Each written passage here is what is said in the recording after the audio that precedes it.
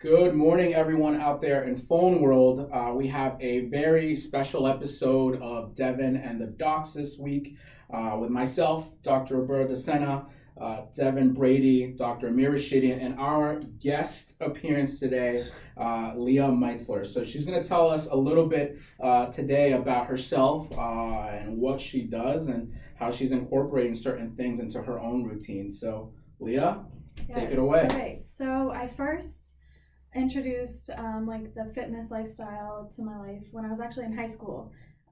We had a weightlifting program at our high school. I came from Florida. And I didn't. Yeah, they don't do those around here. Compete. They don't. Really? Did you have weightlifting in high school? Not in high school. You have to be on the football team. Which I wasn't, but no. I mean, I would have if I could have. But so I was in weightlifting class in high school. I did not compete, but it was always an interest of me because of my dad. So he's always been into working out. He didn't compete as well, but he was always he definitely didn't eat the best, which is a big part of working out. But Sure. yeah, he worked out a lot, and then I first started in high school.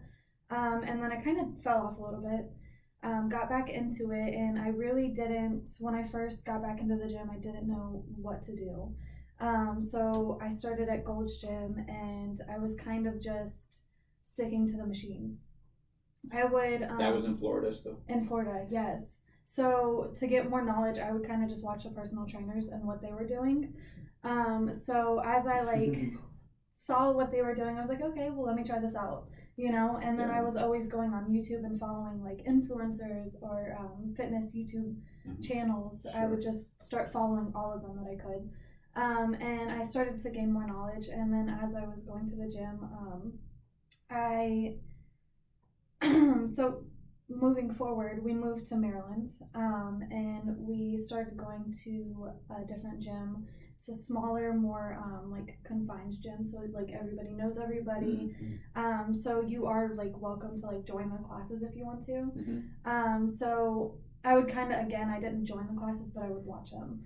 So as I'm just watching how they're doing everything, I feel like it's important, if you don't know what you're doing as you're in the gym, just kind of watch the personal trainers, not necessarily other people, because of their form. You don't want to follow what other people are doing. Exactly. But personal trainers, I'm not going to say all of them do know what they're talking about. And that's probably my biggest pet peeve is when I see a personal trainer and the person's doing something and their form is terrible. Yeah, sure. I kind of want to go in and be like, hey, you should tell them, Right. that's not the correct way to do it. But Bite your tongue. yeah. So I'm still in the process of learning all the science behind the muscle groups, and when I go in the gym now, it's I'm not competing, so there's no motive to get there faster. So my goal right now is just to gain muscle and slim down to the best knowledge that I have. Not pushing myself with a coach or a trainer. Gotcha. So that's where I'm at right now. I just go in there and work out, and I feel like I have a really good mindset as to what I'm doing now. Yeah. So I feel like I have a lot more knowledge, and so what's your ideal future? Yeah. So I definitely want to compete at least one time. Okay. And might be soon, okay. But so that is a goal of mine, is just to compete and get a feeling of what it's like to push your body to the limit. When you're in the cutting phase, I've seen a lot of people it really does push your body as far as it can go, and the way you feel is just not, it's not a healthy thing to do. Sure. But it's something that I want to go through and see and learn more about my body. I just watched the documentary of Kai Green. Have you ever seen it? Oh, yeah. The 2009 Mr. Olympia. Oh my gosh. He basically went and stayed in Las Vegas for 7 weeks with his trainer, did nothing but train and make sure he's eating right. And grueling. brutal. Yes, yeah. And you've been through it, so I have, yeah. I have, yeah. And I was going to ask, just because I'm curious, meeting you here for the first time, do you know what type of competition you want to do? Because obviously men's competition, like women's, has a big variety of things you can enter, from fitness to figure to bikini. Right. So when people, this is a great conversation to kind of have organically on camera, because of my background and my expertise with competition, people often come to me with initial questions. There's a lot of people that will come to me in the same stage that you are. I would like to compete one day. I would like for that day to perhaps be soon. Right. How do I get started, right? That's often the first question that comes to mind. And the answer that I have for those people and for you as well is pick the division first, because it matters. A bikini competitor does not train the same way as a figure competitor or a physique competitor in women's competition.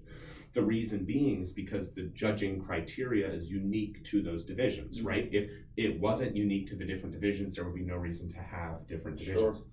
So for example, if you're looking at somebody as a female bikini competitor, you're obviously looking for a very streamlined, aesthetically pleasing midsection. You're looking for heavy development, more musculature in the glutes and legs, shoulders. They want to hit a lot of profile shots, a lot of slightly rotating shots. They want to see a lot of shape and form, aesthetically pleasing. So that's different.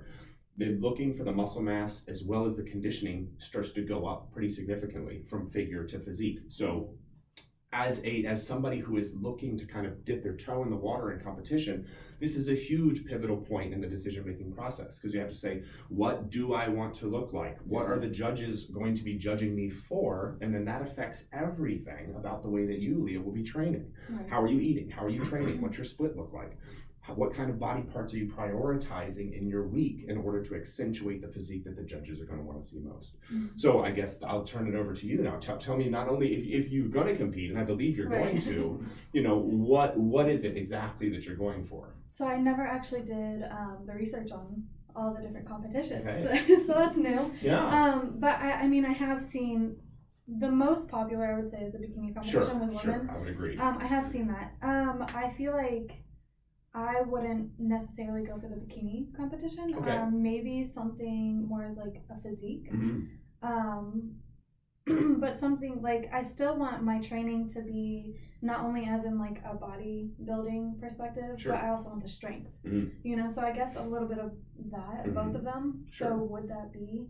Yes, so absolutely. So again, when you're looking at aesthetic competition, there is a division in women's competition called fitness, and it's a well-known division. It's difficult only because there's not a whole lot of people in competitors that gravitate towards this position at the amateur ranks. Right. It obviously is very well represented in the pros, but the problem is that with the challenges with women's fitness is that this really appeals to people with heavy fitness and athletic backgrounds, gymnastics, cheerleading, because these are people that have spent a vast majority of the early developmental years of their lives doing these sort of things. So the reason why it might appeal to somebody like you who's looking for the functional elements to complement the muscle is because in bodybuilding, a lot of people look towards the posing routine, right? That's the big piece de resistance, right? Is the 60 seconds on stage where you're there, all lights are on you, and you're choreographing your own posing routine to show off all of your months or years of hard work. In women's fitness, it's almost like a floor routine. So it's effectively like there's not a lot of posing. It's more dancing. It's more performance. It's more fitness based. There's push-ups. There's all kinds of holds. There's one-arm push-ups, jumping jacks. I can't do that. It's really incredible. Like I would liken it more to a floor routine in the Summer Games Olympics than it is than anything posing. So for somebody at the and again, nobody wants you to be able to make this decision right here, right now on camera. We're not going to hold you to anything. I have a contract. We're not going to hold you to anything. But anybody watching this at home who is motivated to say, hey, maybe this can be part of my 2020 plan. Maybe finally getting to competition is something I want to do. These are the kind of mental steps that we want them to go through. And that's really the first and foremost is, what am I competing in? Because I want to compete is only the answer to the first most basic question. But after that, it starts to get pretty complex pretty quickly. So again, but it's also very important because once that decision is made, it influences literally everything you're doing from there forth. Right. Yeah. Well, I never put that deepest thought into it. How important would you say the second question is, which I'm assuming would be the when? Right. Because that then, it gets your mind working towards a certain date and deadline. Yeah, absolutely. So I've seen it work two ways, and it's a great point you brought up, Dr. Roberto, because again, I get the privilege to talk to people like you, Leah, often because of my background and what I bring to South Frederick. People come to me with these kind of questions, like, hey, I want to compete. What does it mean? I haven't really thought about it. Should I set a date? There's two schools of thought to this very important question. Do you let the date determine your body, or do you let your body determine the date, right? So I would say, if anyone like Leah, if anyone else who I want to support and I want to see get to the stage, because there's this wonderful camaraderie and a sense of accomplishment when you do get there. You'll make friendships, you'll make networks, you'll make connections when you finally compete that may last for years and years to come, because everyone is struggling together. We've all been through it. Everyone wants to support one another. So if you have any inkling of getting to the stage, I would want to push everyone towards that, to embrace that and to fulfill that, because it's a very difficult thing to do. And it's a really great bucket list item for many to have said they can accomplish it. But the problem is a lot of people get in the weeds when they say, when do I do it? When's the right time? And the solution to that is you can just pick a date, okay? Because for most people doing their first ever show, there's never going to be a shortage of excuses, challenges, curveballs, unforeseens, things that are going to sideline and derail you from trying to get this goal accomplished. And it's because you have no previous experience to rely on, those little things and hiccups along the road are going to impact you much more profoundly than somebody who says, you know what, I've been there, I've done it, I got to the stage, I was fine, everything worked out fine, I just got to keep pushing. For you, if you have a small setback, you might think all the wheels are going to come off. So for anybody trying to do their first show, I would push them towards letting the date dictate. Set it. Don't be like, I'm going to compete one day, I'm going to compete this year. Pick the date, even if it's far away. You give yourself as much time as you need to. Give yourself 10 months. I'm on a 10-year plan. Okay. That's certainly an approach as well. But it's a date. That's right. It is a date. But so pick if it's your first competition ever, pick the date and let the date drive you and hold yourself accountable to that date and make it happen. And hell or high water, commit yourself to it.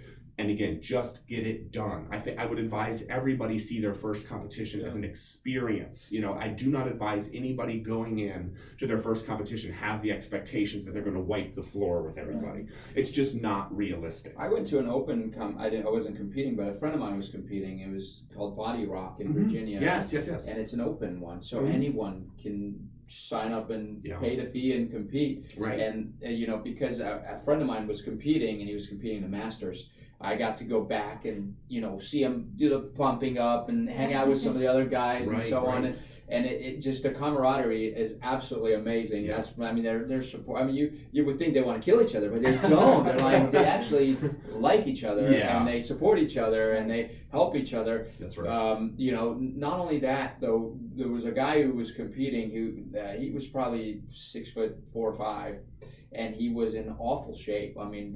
Physically, but he looked like, because he had some skin hanging, he looked like he was someone who had just lost some weight. Right. Not much muscle. He got on stage. He probably should have tanned a little more too before getting up there. But he got up on stage and he posed, and everybody in the auditorium just cheered for him and supported him. And you could just tell this is probably someone who has gone through some kind of massive transformation in his life and had set the date and clearly he does not belong up there with everybody else. You will, but he didn't, and so that when you set the date, that's the thing, is that if you back down at the end, you've lost. That's right. If you get on that stage, you're a winner no matter what. Right. So mentally, he belonged up there. Yeah, just for sure. as much as anyone. For Yeah. sure. Yeah. Yeah. I love that. Yeah, Very and I good. would probably say, you know, as somebody who looks at physiques all day long, I would probably say due to the excess of loose skin that you saw, we're probably talking about weight reduction in the Yeah. hundreds of pounds. Yeah. Would be my expectation. Right. So, I mean, the amount of weight loss and radical body transformation, does it get down to in a physique you would expect to see on stage? Probably not. But this is an individual who we're probably talking about may have lost 150 plus you know, pounds of fat. Exactly. You know, so that's an incredible achievement, you know, to be celebrated for sure. But that's a great point. Again, for those people just trying to get the accomplishment, to try to get the sense of achievement of being able to do it, challenging yourself to push yourself to that place that the body's never been before, seeing how far you can go, seeing your discipline, testing your willpower, stepping on stage, let the date dictate. Those are the people I would pick. Now, once you've done it, once you get judges' feedback, once you start to really fully invest in the process of bettering yourself, because that's what I think Amir was touching on when he talked about the camaraderie backstage, is the fact that everybody who knows this sport really knows that it's not boxing, right? It's not football, right? It's not baseball. This isn't about competition in the truest sense. Most people, a lot of the Instagram, you know, bumper stickers that we like to read say, you know, it's you versus you, right? That's the famous saying. And as long as you take it that way, there really is no good or bad placing. You know, it's you trying to be the best version of yourself possible. And if you get to that first stage and you get that first judge's feedback, they're going to lay the blueprint of how you can advance your physique to the next level, regardless of whether you're competing in bikini, physique, fitness, etc. They're going to say, hey, Leah, great job. This is what we liked. This is what we didn't necessarily like. This is what we think you need to work on. This is where we think you should focus on for next time. We can't wait to see you again. We can't wait to see what you bring in the future. Mm-hmm. And now you have this blueprint better than you've ever had before, because now it's like, this is how I get to the next level. And that's kind of the addictive, iterative portion of bodybuilding that really helps you to just invest in a sense of constant progress. It's just, this is what I need to do. And then you go again and they'll give you more feedback, or you'll win, or your placing will get better, or you'll blow yourself away. You know, you won't recognize the you that's on stage based on the you that competed the first time. And that's where the beauty and the art and the discipline of constant body transformation really starts to take off. Definitely. And I think you're also doing some of the holding yourself accountable via the YouTube channel that you have. So tell us a little bit about that. Okay, so the YouTube, I wanted to start ages ago. I, for some reason, just in my mind, didn't think that my videos would be appealing to other people because of all these editing things that people have now, right, you know, like the drones and all this special equipment I didn't have. So I was like, you know what, I'm just gonna buy a camera, make a video, and see where it goes. Yeah. And I got a few views. I told all my friends, you know, hey, subscribe, please That's subscribe. right, that's right. You know, It's and a grassroots movement. Yes. So hey, just check out my video, and of course, my mom and my sisters are my #1 supporters. Great. So, as they should be. I just kept, you know, like I do slack a lot on putting out videos. And I think it mainly just comes down to like the editing part, because I'm still fairly new with that. I think that's the biggest thing that you just have to get down. Making the video is super easy. Putting it out is very easy, but editing it takes a little bit of time. Sure. But I think, you know, when I first started and said, like, you know, people are not going to want to watch this. Right. Because of what's already out there. Right. There's so much, like so many different people that have more experience than I do. They look better than I do. And, you know, my mindset was just, let's just put it out and see where it goes, you know? And so now I have a few videos out. I think like there's maybe 10 videos that I have. All right. And coming to see like my first video and the one that I just recently put out, which is maybe in between 2 years, I want to say. I mean, it's a huge difference. Yeah. Huge difference. Sure. But I think to everyone that does want to start something, whether it's blogs, vlogs, or just anything like fitness. Any type of vlog. Yes, yeah, any type of vlog. Right. Yeah, you know, just go ahead and start it and see where it goes, because you won't know until you actually put that foot forward or pick up that camera. Yeah. And I think the biggest thing also is when I first started, I was so shy because people seeing me holding a camera, they're gonna be like, oh my God, what is she doing? Right. You know, but I think you yourself have to remember, like, what are you doing it for? And there's, just like everyone out here, everyone watches videos on the internet. Everybody does. You know, so regardless if you're seeing someone holding a camera and you're watching videos, it's the same thing. You know, so you're the one putting out those videos. But I do think if you're hesitating to start one, just start it, see where it goes, and then hope for the best. You know, just keep at it. You know, no matter if you have 5 followers or 10,000, it doesn't matter. You know, you have 5 people that you are motivating. That's right. Even within my 3rd video, I have 1 follower that constantly like subscribes and to everything that I have, and posts comments on all of my videos, and I love it. So, you know, that's the person I do it for. That's right. Yeah, that's good. That's really good. Yeah, it's nice to see that. We might have one of those. Yeah, I'm sure you do. Yeah. It's great. I love it. That's right. But yeah, it's just, you know, if you are hesitating to do it, just take that step. That's a great message. Just try it out. Well, there's the law of reciprocity. You know, this is a universal natural law. You support someone else, you'll be supported. You know, you should come in here and helping us out with joining our video. That's gonna go a long way for you as well, and we'll support you, and we're gonna ask our people watching today to go on and, you know, find you. What's the name of your YouTube channel? YouTube is Leah Meitzler, so it's LEA MEITZLER. Awesome. Yes.